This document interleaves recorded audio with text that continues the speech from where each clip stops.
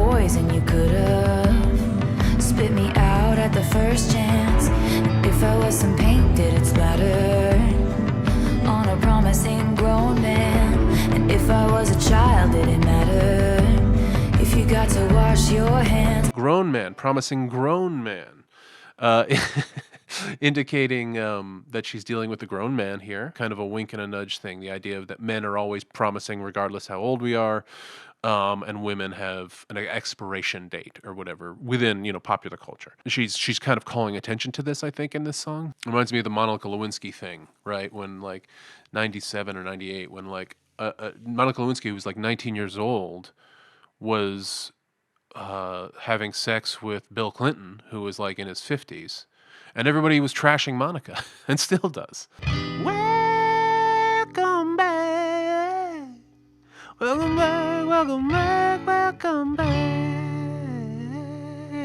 Welcome back, everybody. Hope you're doing well. Almost was able to speak there. Hope you guys are having a wonderful day, wonderful week, wonderful weekend. I hope right now you're relaxing on a beach somewhere, sipping some sort of drink you like, and watching the sunset. I hope it's going great for you. If not, I hope it gets better for you. Today, we are going to be reacting to a song called Could've, Should've, Could've, Would've. Would've, could've, should've? Would've, could've, should've. This is a saying I have said many times, as I am sure you have as well.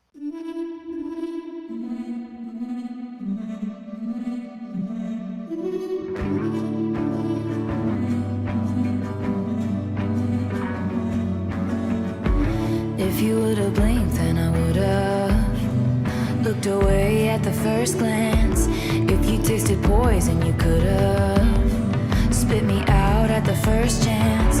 If I was some paint, did it splatter on a promising grown man? And if I was a child, did it matter if you got to wash your hands? All I used to do was pray. Would've, could've, should've. If you'd never looked my way, I would've stayed on my knees. And I damn sure never would've danced with the devil at 19. And the God's honest truth is that the pain was heaven. And now that I'm grown, I'm scared of ghosts. Memories feel like weapons. And now that I know, I wish you'd left me wondering. Okay. Wow. I know I've been told this is a bonus track. Man, I am actually really surprised. I like this. I don't know if I like it more than Antihero. First of all, I love the opening, the boodly boodly, the little kind of electronic opening. But then in comes the acoustic kind of sound, almost kind of like reminded me of Sheryl Crow, not melodically, but in terms of tonality. Acoustic, but still affected. If you would have blinked, then I would have looked away at the first glance. If you tasted poison, you could have spit me out at the first chance. I mean, like immediately reminds me of like being like in school or in camp or something, and like you're looking at somebody that maybe is catching your eye, and you're like, are they looking back? And you don't want to be caught looking at them. But you also do, because if they like you, you want to look back. And then it's not always the best thing for keeping your head down and getting good grades and staying focused if you're doing it in class all the time like I was. But you kind of get that notion that they were like looking at each other, kind of stealing glances, and if he had blinked, it would have lost her. It would have turned her off in some way. If you tasted poison, you could have spit me out at the first chance. Now we're kind of into the relationship. It's like we're regretting the relationship even happened. You could have ended this. If you think I'm poison now, you could have spit me out. You could have we could have not ended up together or not been together. If I was some paint, did it splatter on a promising grown man? Grown man, promising grown man, indicating that she's dealing with a grown man here, kind of a wink and a nudge thing. The idea of that men are always promising regardless how old we are, and women have an expiration date or whatever within, popular culture. She's kind of calling attention to this, I think, in this song. It reminds me of the Monica Lewinsky thing, right? When like 97 or 98, when like Monica Lewinsky, who was like 19 years old, was having sex with Bill Clinton, who was like in his 50s, and everybody was trashing Monica, and still does. Very suggestive lyric. But also splatter could be was I emotional? Was I too obsessed or upset for you, If I was a child, did it matter if you got to wash your hands? Ooh,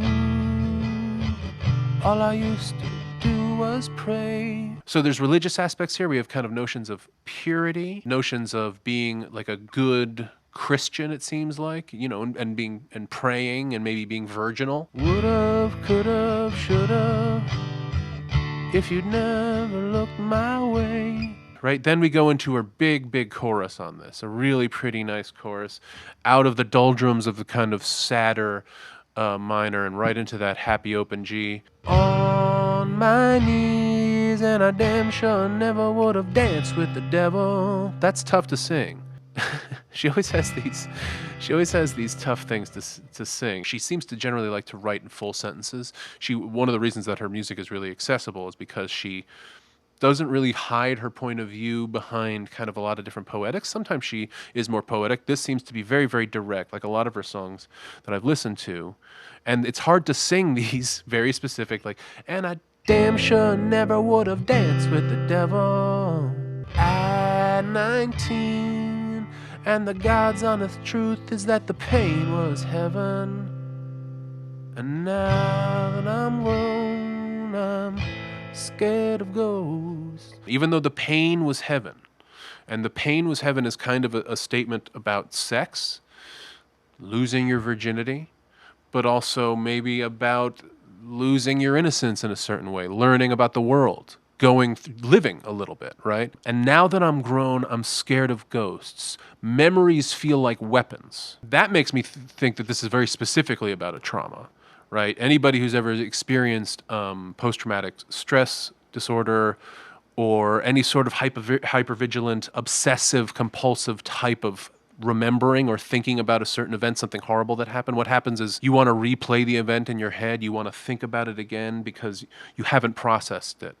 And so it has all of its edge, and you'll just go right back to the place. So if you were in a horrible car accident, if you were in some sort of horrible crime, any horrible situation that you were in that left this trauma in you, you might just go right back there and you might just have that exact same emotional content.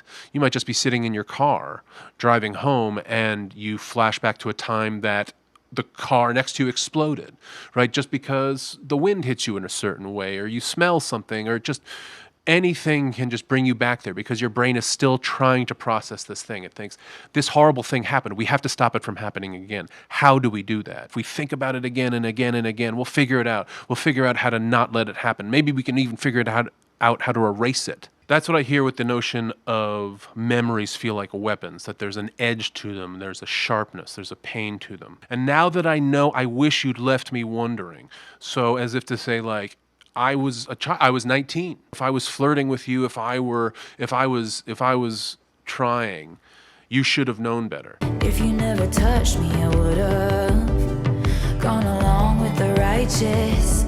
If I never blushed, then they could have never whispered about this. And if you never saved me from boredom, I could have gone on as I was. But Lord, you made me feel important. You tried to erase us. Oh, you're a crisis of my faith. Would've, could've, should've. If I'd only played it safe, I would've stayed on my knees. And I damn sure never would've danced with the devil at 19. And the God's honest truth is that the pain was heaven. And now that I'm grown, I'm scared of ghosts. Feel like weapons. And now that I know, I wish you left me wondering. God rest my soul, I miss who I used to be. The tomb won't close, stained glass windows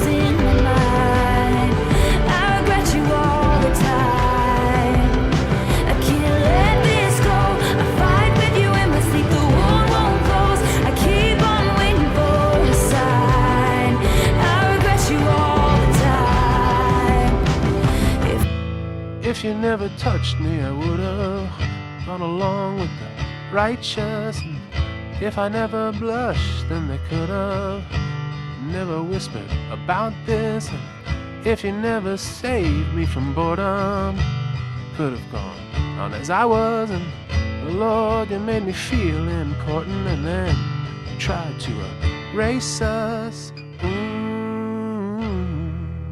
Ooh, you're a crisis for my faith. If you never touched me, I would have gone along with the righteous. Again, religious connotation. Losing our virginity is kind of, I think that's what she's saying. It's like, this was my first literal physical experience with a guy. If I never would have blushed, so like I gave it away with the way I acted around you, the way I showed it up on my cheeks or just on my face. And if you never saved me from boredom, I could have gone on as I was. Boredom being, that's such a specific, like, that's your main enemy as a child, is boredom. Like, I'm bored, right? And if I ever said boredom, if I ever complained about boredom to my parents, I'd be like, we got you a bike. Go outside and ride your bike. What are you doing in the house? You're a kid, you don't have any money, you don't have any agency, you don't, you know, I know as a kid she had money and agency and all these things, but it seems like she was just tired of being a child and she wanted to grow up. And that also could be of what was heaven about it, was growing up and learning and becoming a new person. But Lord, you made me feel important. And then you tried to erase us. So it's like you were two people. That's something I'm always super sus of. Like when somebody is able to be a totally different person. Like even if they're doing it for like a good reason, even if they're just like trying to prank somebody or something like that, and they're able to just completely switch their personality, that's always so sus to me. Where it is in death and why won't this die? Years of tearing down our banners, you and I, living for the thrill of hitting you where it hurts. Give me back my girlhood, it was mine first.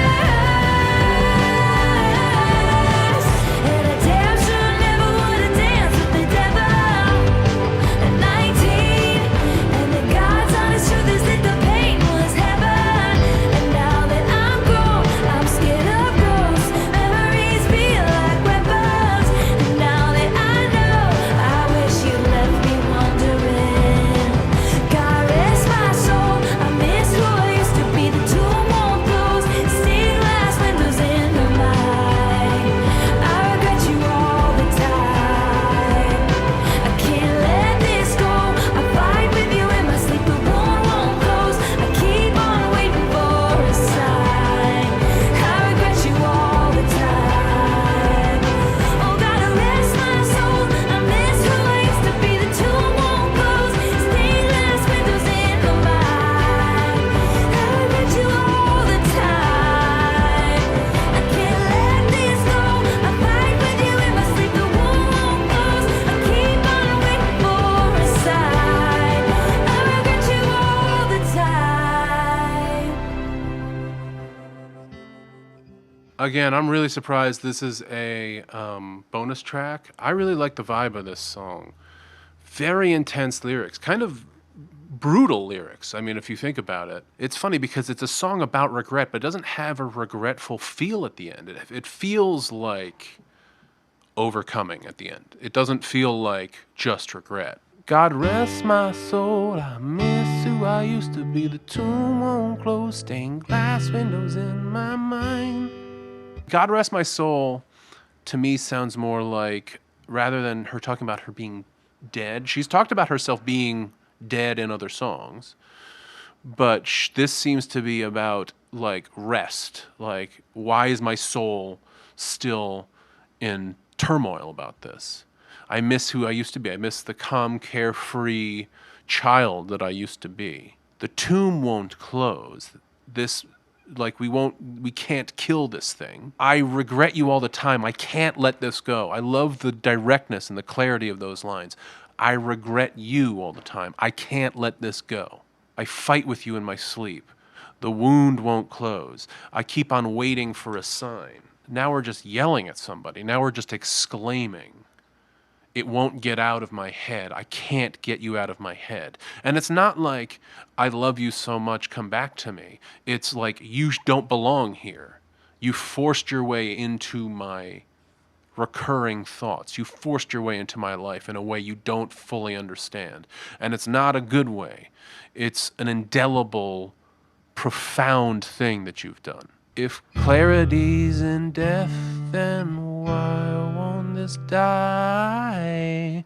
Years of tearing down our banners, you and I. Something like that. Tearing down our banners, rather, you and I. I don't know what clarity in death means, but if maybe it's like we understand something once it's died and passed away or passed on. Why can't I get clarity? Why won't this die? Years of tearing down our banners, you and I. Both of us have been trying to destroy this relationship, even after it happened. Both of us are trying to get away from it, whatever it was. Living for the thrill of hitting you where it hurts, just wanting revenge, just wanting to hurt you, just get you back a little bit for how you got me. Give me back my girlhood. It was mine first.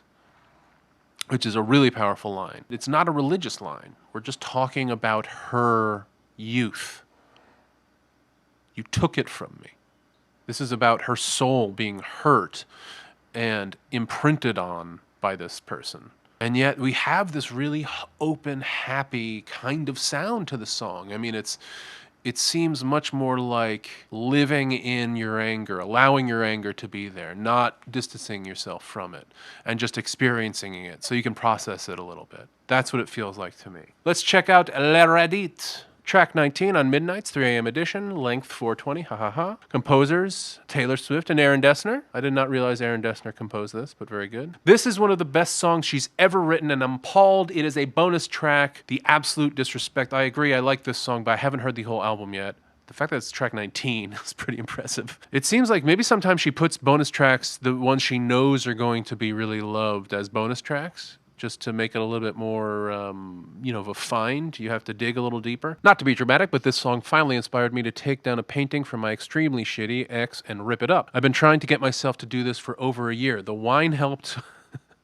but holy shit, Taylor has healing powers. Edit. I know this is the song thread and probably won't get seen again, but the support of this community has my heart overflowing right now, and I'm crying. Thanks for having my back, y'all. We got your back, H. Hesitate. We totally got your back. Congratulations on ripping up that picture. I remember one time years ago having all these pictures of me and somebody I was with. We had gone on this hike with all our friends, and people were all taking pictures, and we're sitting up there on the top of this little mountain or hill, whatever, in Massachusetts, kind of cuddling together and sitting by the fire. And they were really sweet pictures, and I kept them even after we broke up.